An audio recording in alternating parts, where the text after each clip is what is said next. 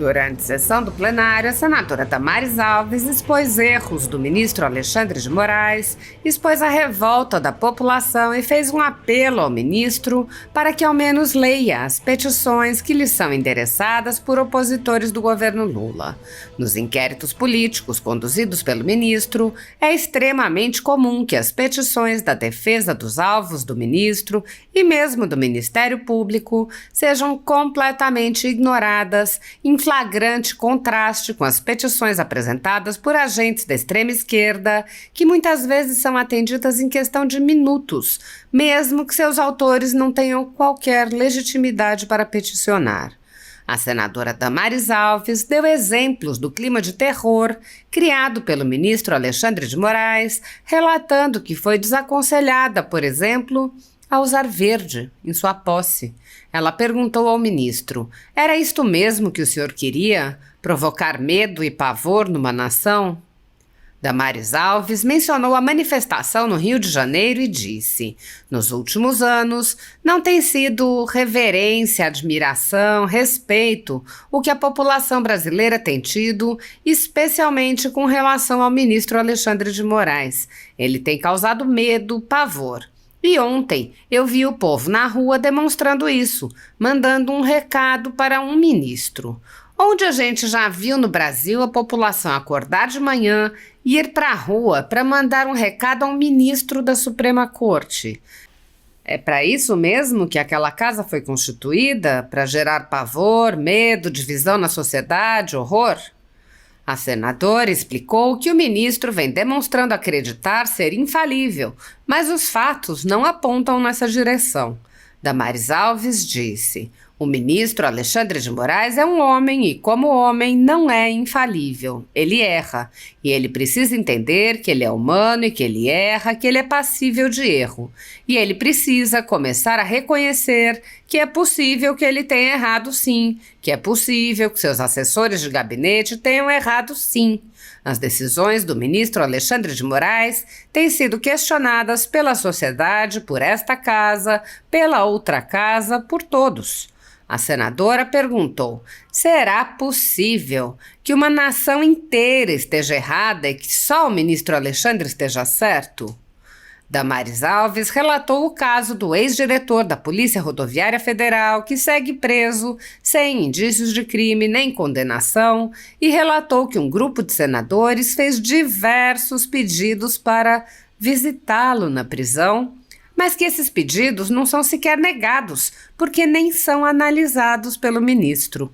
A senadora lembrou que, em outro caso, em que o ministro não se dignou a analisar as manifestações da defesa e do Ministério Público, um preso político morreu no cárcere.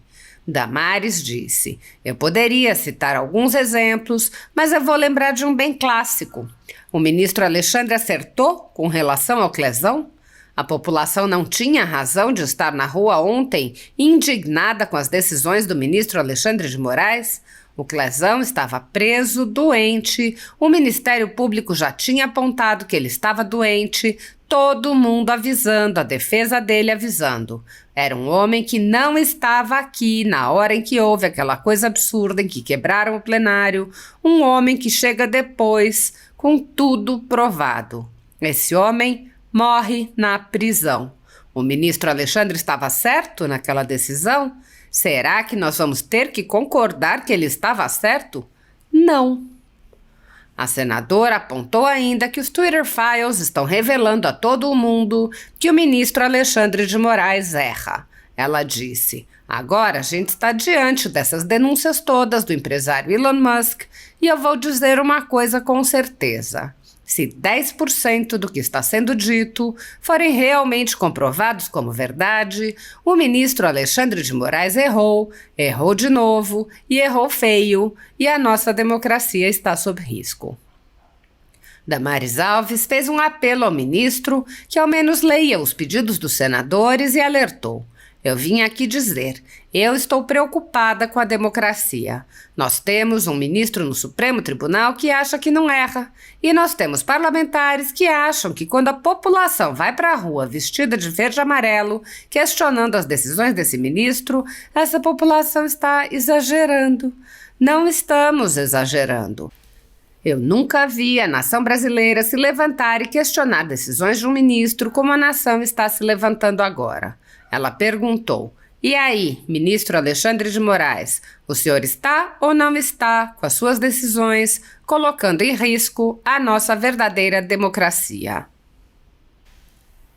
Apesar de alguns senadores agirem no limite de seus poderes para frear os atos autoritários de ministros das Cortes Superiores, a Casa Legislativa como um todo permanece cega, surda e muda, indiferente aos ataques à democracia, graças ao seu presidente Rodrigo Pacheco, que engaveta todos os pedidos de impeachment de ministros de Cortes Superiores que chegam às suas mãos.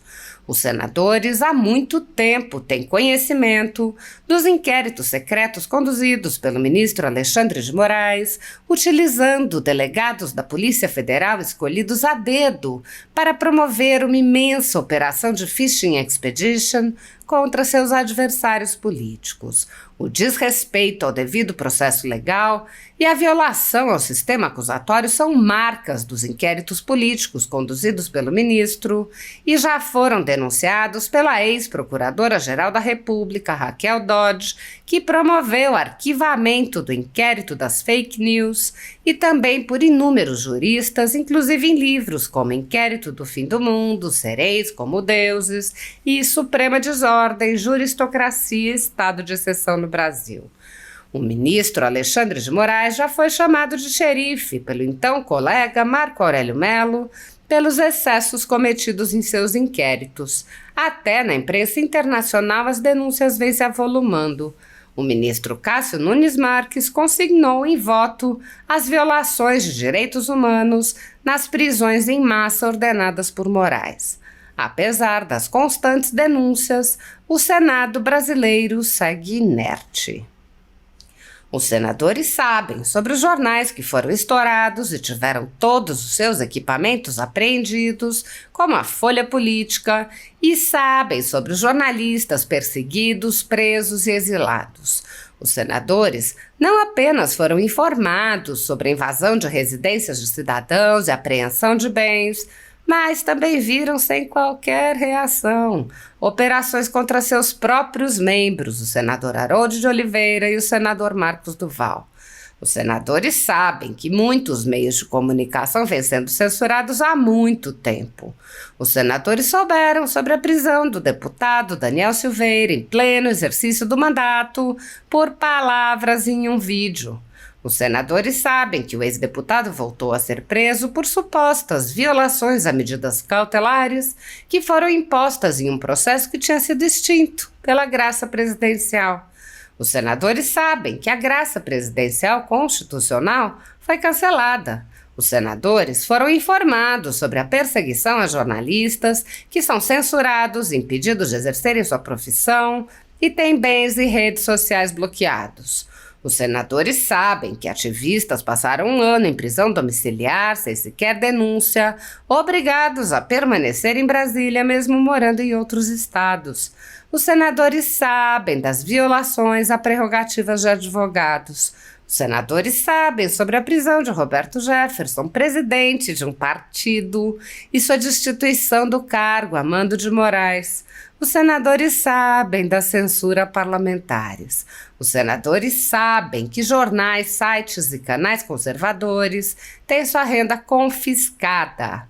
Os senadores sabem sobre as prisões em massa, sem individualização de condutas, sob acusações descabidas. Os senadores sabem sobre as multas estratosféricas e confiscos de propriedade. Os senadores sabem que crianças ficam presas com seus pais, sem meios de sustento, em cautelares sem prazo para acabar. Os senadores sabem que Clériston Pereira da Cunha morreu no cárcere, com um pedido de soltura, aguardando que o ministro se dignasse a apreciar. Os senadores sabem que outras pessoas presas injustamente só foram soltas após a morte do preso político no cárcere. Os senadores sabem que pessoas inocentes estão sendo condenadas sem provas. Os senadores conhecem muitos outros fatos. Mesmo assim, todos os pedidos de impeachment, projetos de lei, requerimentos de CPI seguem enchendo as gavetas do senhor Rodrigo Pacheco. Há mais de 5 anos, o ministro Alexandre de Moraes conduz, em segredo de justiça, inquéritos políticos direcionados a seus adversários políticos. Em uma espécie de parceria com a velha imprensa, matérias, reportagens e relatórios são admitidos como provas, sem questionamento, substituindo a ação do Ministério Público e substituindo os próprios fatos, e servem como base para medidas abusivas que incluem prisões políticas, buscas e apreensões, bloqueio de contas, censura de veículos de imprensa, censura de cidadãos e parlamentares, bloqueio de redes sociais, entre muitas outras medidas cautelares inventadas pelo ministro, sem qualquer chance de defesa ou acesso ao devido processo legal. O mesmo procedimento de aceitar depoimentos de testemunhas suspeitas e interessadas e tomar suas palavras como verdadeiras se repete em diversos inquéritos nas cortes superiores. A Folha Política já teve sua sede invadida e todos os seus equipamentos apreendidos a mando do ministro Alexandre de Moraes. A renda do jornal está sendo confiscada a mando do ministro Luiz Felipe Salomão, ex-corregedor do Tribunal Superior Eleitoral, com o aplauso dos ministros Luiz Roberto Barroso, Alexandre de Moraes e Edson Fachin. Todos os rendimentos de mais de 20 meses de trabalho de jornais, sites e canais conservadores são retidos sem qualquer base legal. Se você apoia o trabalho da Folha Política e pode ajudar a impedir o fechamento do jornal, doe qualquer valor através do Pix, utilizando o QR Code que está visível na tela ou o código ajude@folhapolitica.org. Se preferir transferência ou depósito, a conta da empresa Raposo Fernandes está disponível na descrição deste vídeo e no comentário fixado no topo. Há mais de 10 anos, a Folha Política vem fazendo a cobertura da política brasileira, quebrando a espiral do silêncio imposta pelo cartel de mídia que quer calar vozes conservadoras. Pix ajude@folhapolitica.org. Assista. Presidente veneziano, vai ser uma tristeza o senhor não estar aqui, mas uma alegria estar com o senador Paim. O senador Paim é o meu presidente. E eu quero cumprimentar os jovens que estão deixando o auditório. Vocês são lindos meninos e meninas. Bem-vindo à Casa da Lei, essa casa, a Casa da Democracia. Sejam todos bem-vindos e sempre que quiserem venham nos visitar. Presidente, o que me traz à tribuna hoje é celebrar o que aconteceu ontem no Rio de Janeiro, uma linda festa da democracia, onde o povo foi para as ruas ontem e o povo foi vestido de verde e amarelo. E aqui eu quero dizer que eu estou vestida de verde hoje, com uma bandeirinha do Brasil, e vou começar falando que, por algum tempo, eu tinha medo de vestir verde. No dia da minha posse aqui no Senado Federal, eu ganhei uma roupa linda para minha posse, e a minha roupa era verde. E me disseram o seguinte: não vá de verde, porque o ministro do STF vai achar que você está provocando ele. E foi ruim. Foi ruim pessoas terem esse sentimento que eu não poderia vestir verde, porque um ministro do Supremo Tribunal poderia se sentir afrontado porque uma senadora de direita estava tomando posse de verde. Guardei a minha roupa verde por muito tempo. Já vesti uma vez, estou vestindo hoje, e dizendo que eu não tenho medo de vestir verde. Não tenho medo de vestir amarelo. E nós não devemos temer um ministro da Suprema Corte a este ponto. E aqui eu nunca me dirigi diretamente ao ministro Alexandre de Moraes, mas hoje eu quero me dirigir a ele. Era isso mesmo que o senhor queria? Provocar medo e pavor numa nação? Eu acredito que nós que somos operadores do direito, quando a gente olha para aquela casa, aquela corte, a gente vê naquela casa homens de notório saber jurídico. Pelo menos era assim que eu via lá atrás. E a gente nutre um respeito, uma admiração e até mesmo uma reverência àqueles homens. Mas nos últimos anos não tem sido reverência, admiração, respeito que a população brasileira tem tido, especialmente com relação ao ministro Alexandre de Moraes. Ele tem causado medo, pavor, e onde eu vi um povo na rua demonstrando isso, mandando um recado para um ministro, onde a gente já viu no Brasil a população acordar de manhã e ir para a rua para mandar um recado a um ministro da Suprema Corte. É para isso mesmo que aquela casa foi constituída, para gerar pavor, medo, divisão na sociedade, horror. Talvez alguns dos senadores que estão me assistindo, nos seus gabinetes que estão aqui, possam achar que eu estou exagerando. Eu não estou exagerando. E eu vou provar que eu não estou exagerando. O ministro Alexandre de Moraes, ele é um homem. E como homem, ele não é infalível. Ele erra. E ele precisa entender que ele é humano e que ele erra, que ele é passível de erro. E ele precisa começar a reconhecer que é possível que ele tenha errado, sim. Que é possível que seus assessores de gabinete tenham errado, sim. As decisões do ministro Alexandre de Moraes têm sido questionadas pela sociedade. Por esta casa, pela outra casa, por todos. Inclusive, eu confesso que eu tenho muito respeito aos meus colegas e amigos do parlamento da esquerda, mas no fundo do coração, eu tenho certeza, por mais que eles falem que não, eu tenho certeza que eles têm uma preocupação no coração. Porque uma hora esse canhão pode se virar contra eles também.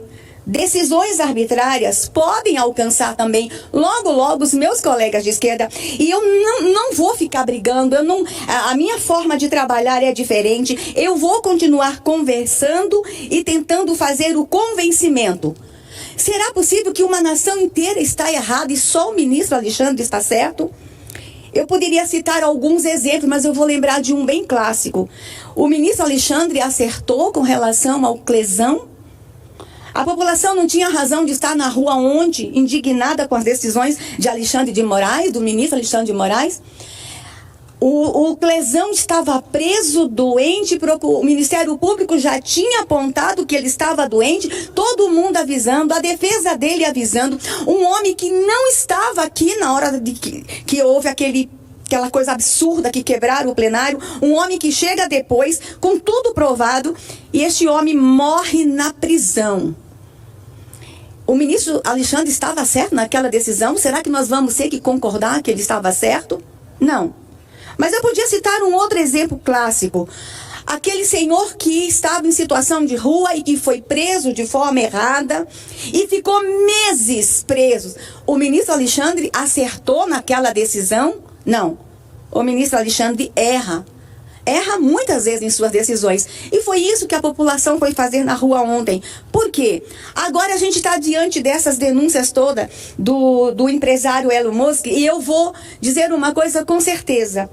Se 10% do que está sendo dito for realmente comprovado e verdade, o ministro Alexandre de Moraes errou e errou de novo e errou feio. E a nossa democracia está sob risco. E ainda falando de decisões do ministro Alexandre de Moraes, olha a coragem, eu de verde com a bandeirinha do Brasil, falando o nome dele. Mas eu vim aqui hoje também para falar que tem uma decisão dele que eu estou questionando e é por isso que eu vim nessa tribuna. Ainda está preso o ex-diretor-geral da PRF, o Silvinei. Silvinei está preso. E a gente não tem acesso ao Silvinei. 21 de novembro, 16 senadores, está aqui, ó, enviaram para o ministro Alexandre um pedido apenas para visitar o Silvinei Vasquez.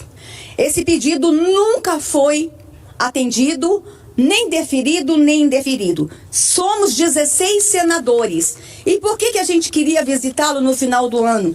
Estava se aproximando o Natal. E a gente tinha recebido notícias que o Silvinei estava em processo de tristeza profunda, angústia e depressão. Nós queríamos ir lá abraçá-lo.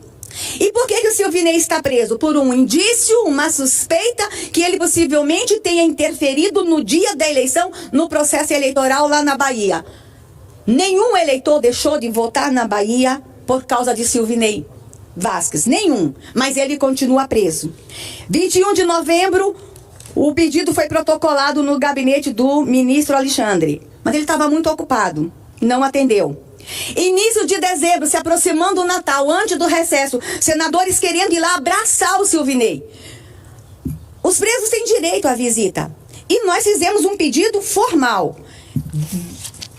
Início de dezembro, não nos atendeu. Passou Natal e Ano Novo e o Silvinei preso, sem estar condenado.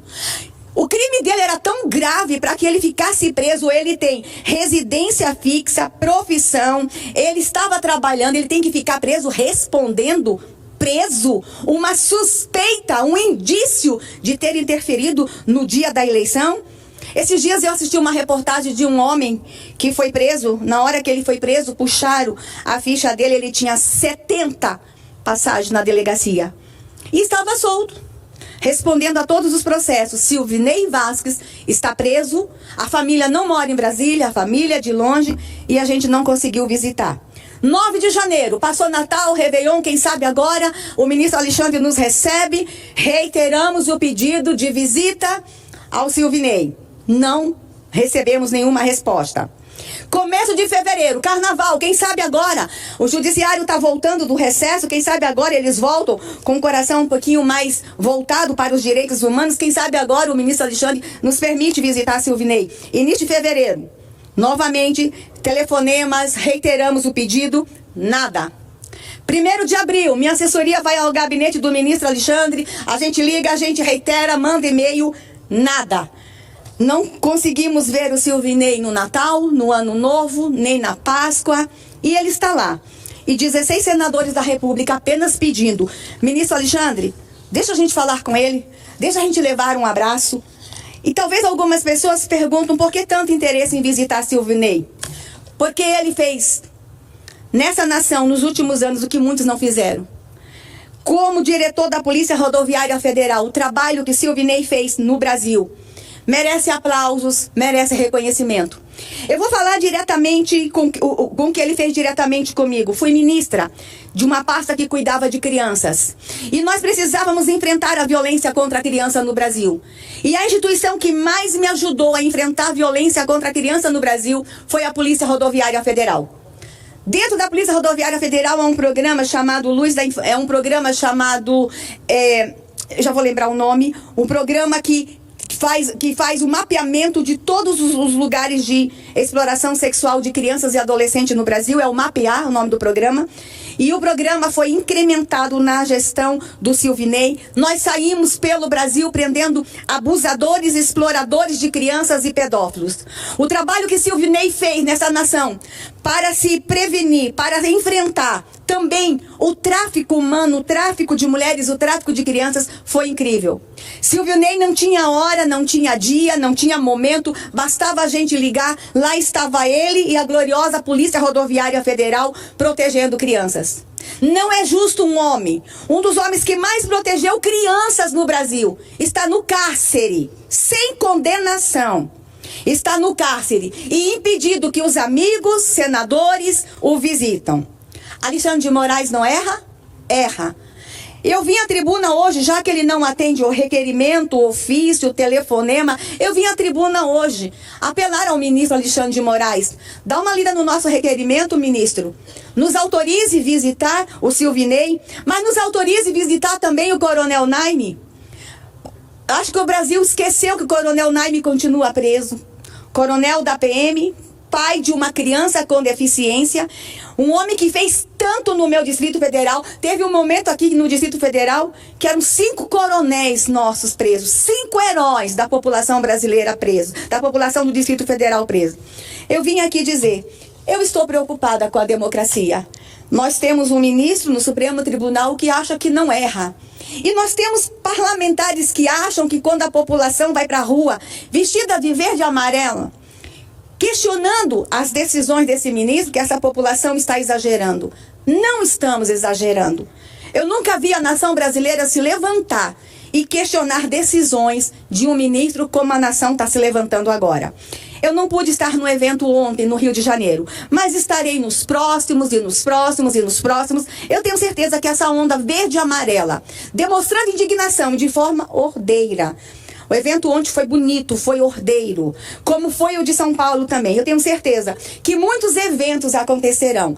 E os eventos é sim para questionar. E aí, ministro Alexandre de Moraes, o senhor está ou não está com as suas decisões colocando em risco a nossa verdadeira democracia? Que Deus tenha piedade do meu país. E eu quero mandar um recado. Vou continuar vestindo verde e amarelo, sem medo. Porque eu ainda vivo numa democracia em que eu posso, como parlamentar ou como cidadã comum, manifestar meu descontentamento a decisões de uma Suprema Corte. Homens que às vezes se sentem semideus, mas são humanos, falíveis, sujeitos a erros. Muito obrigado, presidente. Muito obrigado,